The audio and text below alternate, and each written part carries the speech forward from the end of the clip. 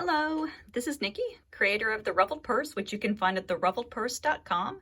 And there it is my goal to support and empower you to discover the joy of sewing. In this demonstration, I'm going to be showing you how to do the whip stitch.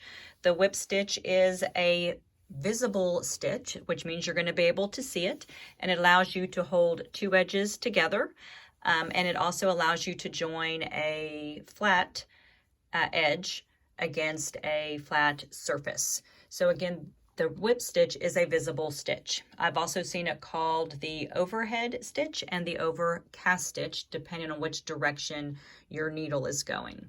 So the whip stitch is what I'm going to be demonstrating. I've already got my knot in my thread.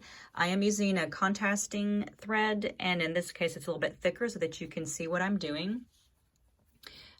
Depending on what your project is, you might decide to do a contrasting or coordinating thread, but remember it is going to be visible. So to start, I'm going to insert it up underneath and have it come out of the fold. So my knot is anchored. And then for the first stitch, so when I'm doing the stitches, I'm going to be coming in just a few threads below the edge of the fold. So it's not going to be up on the fold because I'm not trying to hide it. It's going to be visible.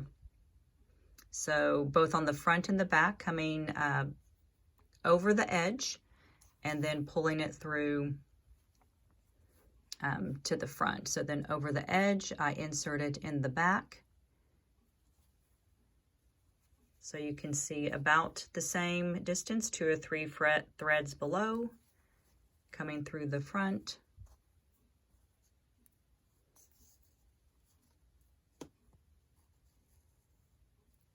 And then I pull it through.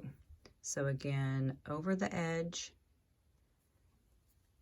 about 2 or 3 threads below the edge, and then I pull it. So I'm using embroidery floss, and so it is several strands, just again so you can see it. Want to make sure that my edges stay, the edges of my project stay even. And so I'm basically just whipping the stitch over the top. You can make them a little bit wider if you want to. It looks like I'm doing mine about 1/8 of an inch apart, but just going over and through the fabric the same direction. So that is the whip stitch if I'm closing and opening. Then if I'm going to attach a flat edge up against a flat surface, like say, for example, this is a label. So it is just a scrap of gross grain ribbon. So gross grain ribbon is finished on 2 sides, but the other 2 sides where they were cut are raw. So it is going to kind of flake apart. But this is just a demonstration to show you how you would use the whip stitch to attach something flat to a flat surface. I'm just going to underneath catch I'm going to anchor my thread. So I'm going to use contrasting thread again. It's going to be underneath where I'm going to have my label. I'm going to come up under, and you can kind of see on the finished edge a line here where it's finished. I'm going to go just below that line, and I'm going to pull it through.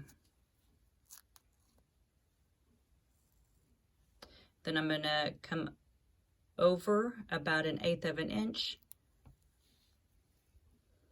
and I'm going to come back through in about the same position as I did before. So these two are in about the same position.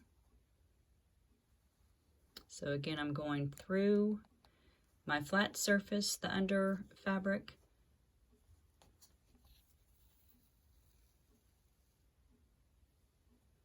so the goal is to kind of keep the stitches evenly spaced. Oh, and it just came out of the needle. So you get the idea. Basically going through the fabric on the front, over the edge, and then through the fabric again. So this is Nikki Hibbets showing you how to do the whip stitch. You can find me at theruffledpurse.com, and I'm just here to help you to discover the joy of sewing.